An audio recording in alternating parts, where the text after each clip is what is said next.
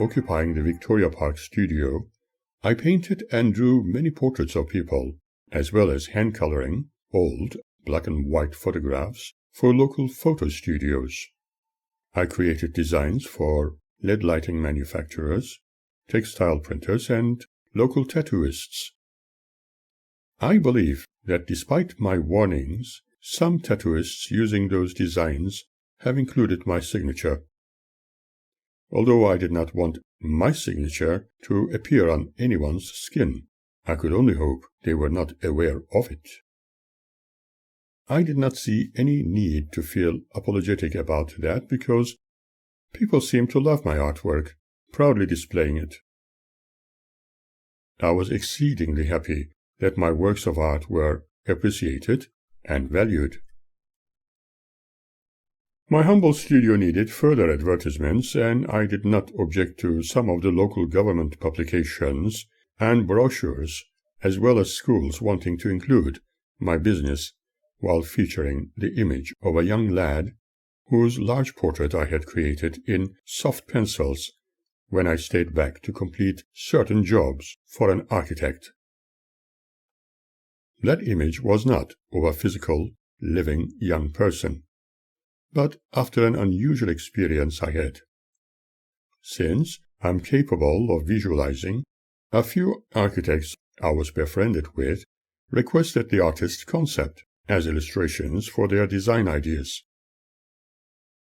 That experience of drawing the portrait of the young child had occurred while I was working on such an architectural design idea. During those few evenings, having stayed back in my studio and feeling obliged to draw that portrait, I was singing one of my favorite songs, Nessun dorma, none shall sleep. The time was well beyond midnight, and I thought I should stay and continue with the project I started for another half an hour. While pondering on the subject at hand, I suddenly became aware of a golden flash of light out of the corner of my eye, and clearly heard the voice of a little child behind me asking, "Are you the artist?" It sounded like a beautiful flute being played, and I was thoroughly shocked, while my hair stood on end. I turned around immediately and saw a circa 6-year-old little boy in extremely old-fashioned attire. I first asked him where his parents were. I felt terrified about the thought of a child who had been lost. But where did he come from? All my doors were closed. They were so heavy that no child could so easily push and enter the studio, especially after they had been locked. Had he come in before closing time and fallen asleep in the back, perhaps? It was so unusual. I decided to call the police immediately for help. But as soon as I started dialing the number, the child asked me again, "Are you the artist?" I answered him with a hesitant yes, and asked, "But how did you get in here?" In that moment he faded into thin air. That was extremely disconcerting and worried me immensely. I put it down to being very fatigued and decided to go home. I was wondering how our minds could play tricks, making us see things without being there, for they might never have existed in the first place. However, I could not get over the experience, which was so real to me. The next day I continued with my normal activities, and in the evening, after a light meal, I persisted with my project. The shopping center was closed, and there were not many people on the street. I tidied the studio for the next day's activities, and made myself a strong Greek-Turkish coffee, thinking about the design I was working on. After midnight, once again, I became aware of the voice of the little boy who had visited me last night. Clothed exactly the same way as before, he asked in a very harmonic, sweet voice, "Are you the artist?" Again I answered him with a hesitant Yes, I am. But can one guess how I felt about this phenomenon? Considering it as possibly being a trick presented by an exterior source, or even by my own mind. I had too many things to ponder about, therefore I wondered what could this be for. This time I was a little more relaxed about this incident, yet at the same time very curiously asked if this was a new trick my mind was playing, but I had no proper explanation for it. However, in light of my professional background, I started to panic. What was happening to me? The child I was looking at was as physical as anybody else, and his unusual disappearance last night was still in my mind. I thought that either my mind was overly busy and tired, or I was eventually going to discover what was really happening. The little boy stood in front of me, tossed his long brown hair to one side, and asked me again, "Are you the artist, sire?" I answered him calmly. "Yes, I am." He asked, "Are you Michelangelo?" This time I answered him with, "No, my name is Suren." He looked surprised, and said almost in a whisper, "Oh, it's okay then." I looked at him, stunned, while holding a tiny paintbrush with my right hand as he began to slowly fade away into the decor. I was reasonably calm at the time, but in truth also very concerned. I pondered about how I had recently experienced great emotional trauma, with my family having rejected me completely due to religious purity. On one side, I was trying to bury the past in the past. On the other, was looking for new vistas as life continued. Was I overly fatigued? Was my mind trying to escape the circumstances one had to endure? Was I having a brainstorm? So thinking, I closed the shop, went home, and contacted a friend in Sydney. He was also a behavioral psychologist, and I thought that perhaps listening to some other opinion would help me. He was very friendly, advising me to take a few days' break and a mini holiday. He even asked me to visit him. That sounded reasonable, and I could certainly do that, for I thought it might be what I needed, intending to fly to Sydney sometime soon. The next day, after a reasonably quiet day in the studio, I was intent to continue with my project and complete it during the night. I did not anticipate anything like the last 2 nights happening again. After the shops were closed, I locked my doors and made a hot cup of coffee before starting to put the finishing touches to my special project. I visualized creative work of the architect's floor plans. However, at about the same time as the other 2 nights, I became aware of the golden flash of light, and again heard the voice of the young lad asking his usual questions. He was in his original attire, and next to him stood an elderly gentleman in an old-fashioned brown cloak and hood. The young one asked again, "Art thou the artist, sire?" I responded with an affirmative nod. I thought there must be some significance for this phenomenon, but I did not know what it could be. He asked further, "Art thou Michelangelo, sire?" For a moment I was speechless, and then I told my young guest, "My dear young friend, I am Suren." Then asked the young boy, with forever questioning eyes fixed upon mine, "Canst thou draw mine portrait now, sire?" For a brief moment I thought that probably I was going crazy, and was talking to myself, but then again there were human figures in front of me asking me questions, and I decided to play this game for the time being. I told my forever questioning young friend, "If you keep disappearing, I cannot do it. If you can stay there, I will draw your image." After a brief silence, young lad looked at the older gentleman, then directly into my eyes and to my hands. I smiled, and put a large sheet of paper on the board, started to draw the first outlines, and slowly worked on the shades.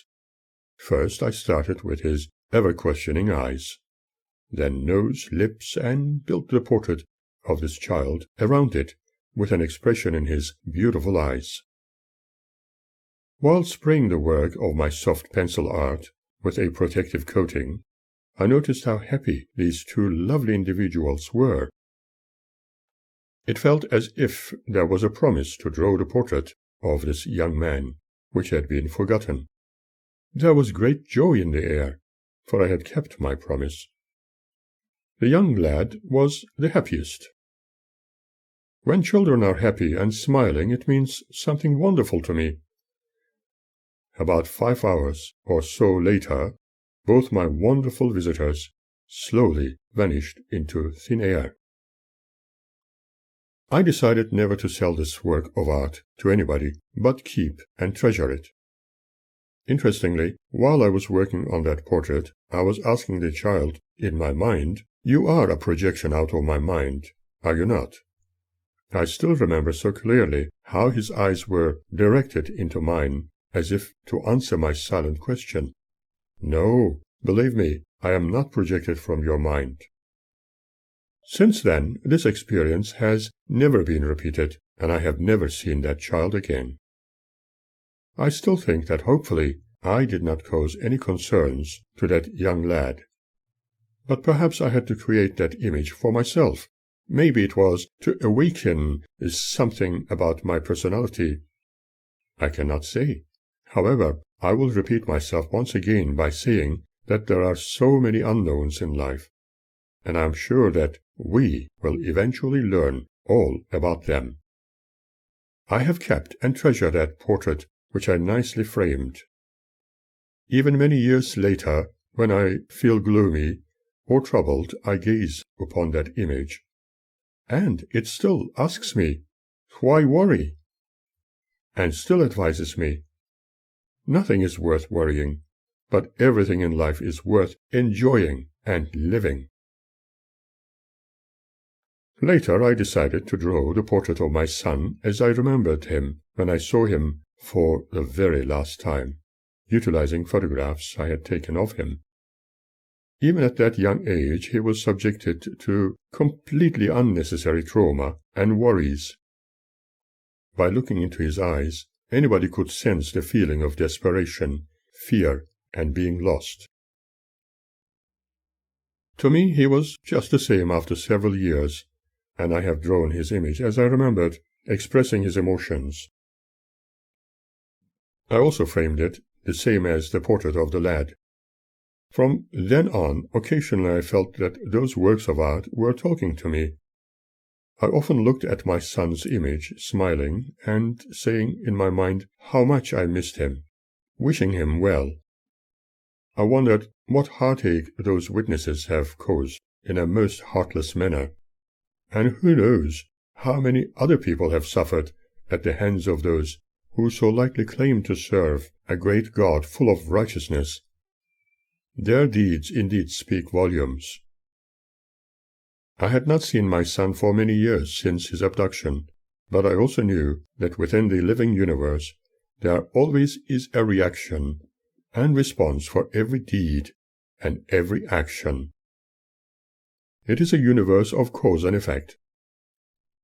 Sadly, my beloved son's childhood had been stolen away from him. Yet I felt that perhaps the silent words I uttered in front of his portrait have been relayed to him through some means we have no knowledge of, for the universe is full of secrets. It was thanks to his mother and the witnesses she worshipped, following their dictates in breaking hearts, that his childhood was lost. But let us consider that one can only know if one has a heart when it breaks. Every time I looked at his image, I mentally told him how much I loved him, but he could not hear me, and all that remained was a wishful desire. His disappearance left a huge gap in my life, making me wonder how his mother and her witness associates felt about destroying a father's heart. They probably felt absolutely nothing, for in their eyes they were always right. They were, as they claimed to be, the witnesses. But were they also by any chance human? In other words, God's prime creation, as they proudly preach? Certainly there has been much gossip and condemnation of many others like myself, and my ex-partner and her only friends were gullible enough to swallow it as truth. There were indeed those selling shadows, and others who were more than willing to buy them. Whenever I saw a horse, I used to think of my own horses, and imagined Claude was riding them with me. Every time I saw a motorbike, I used to think of my own bike, and imagined we were riding together. And I was happy, in my imaginations, to show him things, teaching him the difference between good and bad. Every time I looked at his image, I always imagined him standing next to me, and I was keenly interested in his welfare, mental health, and education. In my imagination, I saw him becoming an important individual, happy and successful. That was my only consolation. Someone else attending Merva's group was showing great interest in my teachings. This was Lenka, from former Yugoslavia, married to a very caring gentleman. Both were sad about the loss of their beloved son, who had recently passed away. Apparently his eyes were shining through mine, and they invited me to their home just to talk. However, the things I told them sounded like their son's concepts. They wondered how I would know things he alone knew. Was it a coincidence? Did we share the same soul grouping? Lenka even wanted to put everything they owned in my name, believing that her son was resurrected in my person, although I was more mature than he. When they invited me to their home, they wanted to discover what foods I liked. Even that was surprisingly just the same as their son. I needed to talk privately with her husband, hoping I could make him understand that I was not who they thought I was. He respected his wife, but did not follow Lenka's thoughts and beliefs. Hopefully, he could convince his wife to think of alternatives.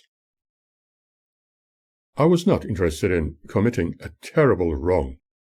My knowledge and interests being exactly like their son's was no reason for them to give all their wealth they had worked so hard to me.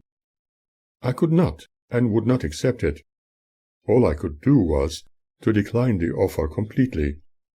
Her husband was exceedingly happy about my standpoint. Alas, she had too many disappointments in their past, especially when they were involved with the Scientology movement founded by science fiction writer Ron Hubbard. Lenka spoke at length about what they experienced when on board a ship wherein so-called wrongdoers were severely punished by being forced, for example, to remain in dark barrel-like enclosures, experiencing extreme fear, thus feeling their ugly sins. These kinds of disciplining would normally never have been spoken of amongst the followers of their belief system, and I was not sure what to make of it. I was unable to grasp such methods of disciplining being encouraged by their founder, the brilliant science fiction writer and philosopher. However, all their followers considered the science of psychology as being totally evil. It reminded me of times when I occupied myself once at the Drawprint printing company, where I was a camera operator, and where a small-built young Italian gentleman was trying to order me around to do jobs which were not familiar to me. I protested and only did what I was employed for. At the time of my leaving them, the person responsible for the business had somehow discovered about my invention of a brainwave pattern detector, which was capable of displaying simple geometric shapes, created in thought on a computer screen.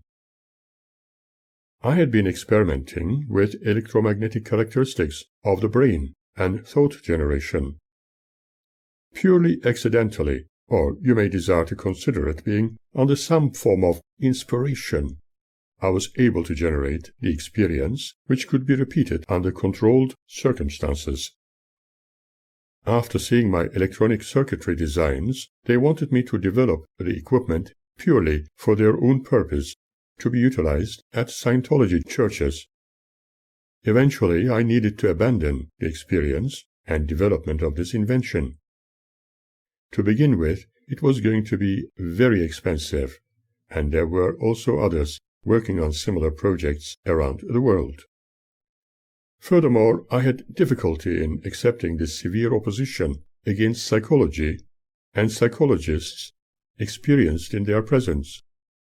They knew I studied psychology and constantly subjected me to opposition, often asking me if I had given up practicing this evil science. Interestingly, my ex-wife and her associates considered the science of psychology in the same light. It was certainly interesting to encounter people who often opposed all my undertakings, studies, and interests on one side, and on the other there were many who accepted me with my all. Right in the beginning, when very young, my cousins behaved completely anti-me, as they did towards my brother. I still cannot understand why such behavior was developed, but I preferred to put it on the back burner and forget it, for even then I thought it very naive. They were very young at the time. Then there were Jehovah's Witness friends who were forever opposing formal education, science-related achievements, believing the servants of God needed only be dedicated to preach the so-called Word of God to the multitudes before the end times. Some of my witness friends eagerly advised me on a daily basis that it was better for us young people to sell lemons in the marketplace or clean windows and not worry about worldly education. They insisted that serving and being involved in the pioneering service to Jehovah for the rest of one's life would be far better. Then other friends came along, belonging to the Church of Scientology, and opposed what I had studied, for it was, as they quoted, an evil science. Even Lenka, who was an ex-Scientologist, claimed that Scientology was not a healthy practice. Obviously, this was part of her training, and became an integral part of her education. It seems that everything I have studied, attempted to do, and almost all my interests needed to be undermined, ignored, denied, or criticized by other people. Maybe I should have become a hermit, doing nothing with my existence other than just pleasing them, with my presence, dancing to every tune they played. It is certainly a very peculiar state some of us face in our daily lives. But they cannot and must not dictate our terms of life. Autonomy must never be controlled by others, for life is like a song, and we must sing it by ourselves. I cannot forget my dear mother's words. "My son, you are not like everybody else, for you are you. You are different, and people will see you always like an outsider. You must keep going, son." I could not fathom why she needed to do that. During my youth, before I left my parental home, my mother told me something I cannot forget, and which she also later wrote in her letters to me. "My beloved son, you are a gift, and are special for me. And others will not understand that you are different in every way."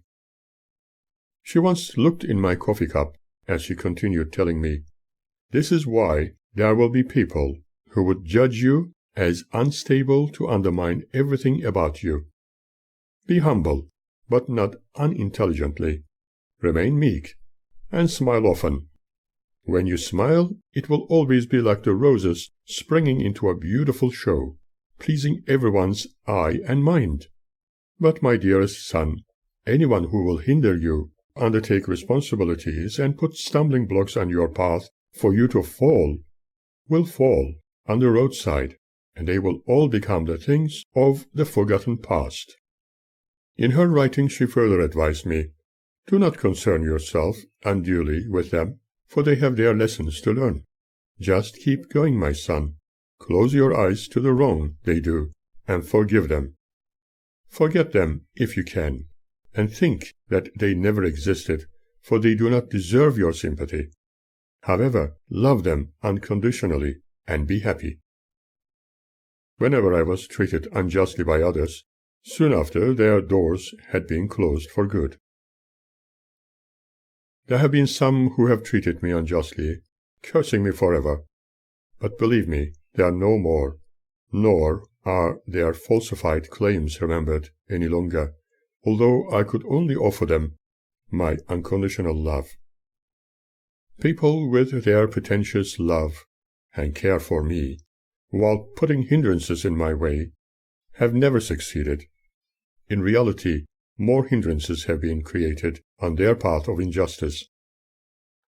This was not dependent on any curse from a witch and wishes from a saint, as some prefer to believe. It was due to a program set in action and triggered only by what they did. I can only keep going without a worry in the world and remain silent within my own reality and my own stream of being, which is based on unconditional and unselfish love. This is who I am, and not what those who can only shun and condemn others try to describe me, without even realizing they do this according to the fullness of their frozen hearts. I have the tendency to adapt to circumstances and unexpected challenges of life. I suppose this became my survival strategy. Thankfully, I trust the natural strengths of life, and by doing so, I remain independent.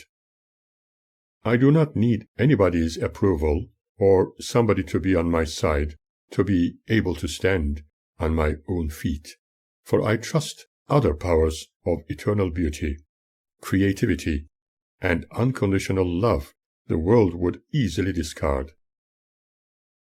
Obviously, my mother knew many things, but never revealed much, having her reasons to advise me on something so valuable, although I did not fully understand her at the time.